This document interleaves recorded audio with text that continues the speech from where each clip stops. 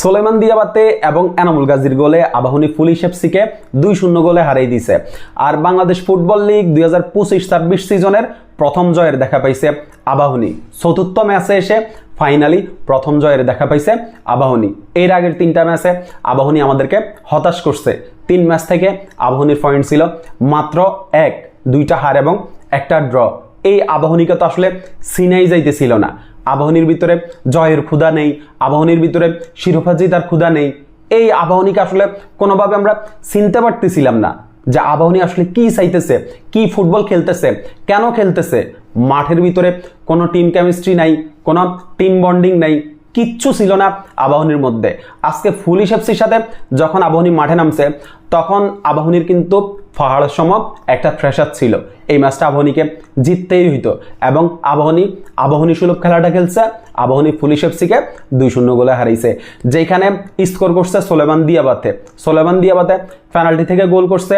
আবাহনীর জার্সিতে বাংলাদেশের লিগে সোলেমান দিয়াবাতের এটা প্রথম গোল। যদিও এর আগে ফেডারেশন কাপে সোলেমান দিয়াবাতে গোল করছিল, তবে লিগে আবাহনীর জার্সিতে সোলেমান দিয়াবাতের এটা প্রথম গোল ছিল। এবং সেকেন্ড গোলটা করছে হচ্ছে আপনার এনামুল গাজীর গোলটা নিয়ে আসলে বলতেই হয়, একটা ব্রিলিয়ান্ট গোল করছে।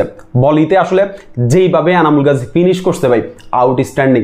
বাংলাদেশের লিগে সচরাচর এইরকম গোল দেখা যায় না। বাংলাদেশের লিগটা যারা ফলো করেন তাদের মনে এই গোলটা বহুদিন গেঁথে থাকবে। এনামুল গাজীর ফিনিশিংটা যেরকম দুর্দান্ত ছিল, তেমনি কিন্তু মোরসালিনের আপনার ফ্রি কিকটাও অসাধারণ ছিল। মোরসালিন একদম ফাঁকা স্পেসে এনামুল গাজীকে বলটা ডেলিভার করে, যেখান থেকে এনামুল গাজী আউটস্ট্যান্ডিং একটা ফিনিশিং করে। আবাহনীর এই খেলাটাই আসলে আমরা দেখতে চাইছি। তবে আজকের ম্যাচে আবাহনীর আরও কিছু পজিটিভ সাইন ছিল, যেখানে আপনার কাজেম শাহ কিন্তু মিডফিল্ডে দুর্দান্ত করছে। এরপরে রাইট উইংয়ে আপনার আলামিনও কিন্তু দুর্দান্ত করছে।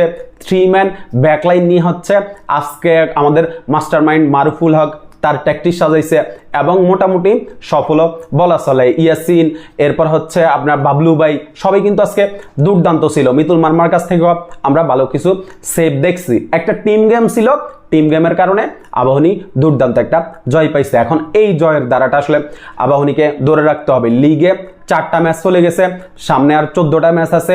ম্যাচ বাই ম্যাচ আগাইতে হবে যেন শেষ পর্যন্ত আবাহনী শিরোপা জিততে পারে। এই আবাহনীকে আসলে আমরা দেখতে চাই। ধন্যবাদ সবাইকে।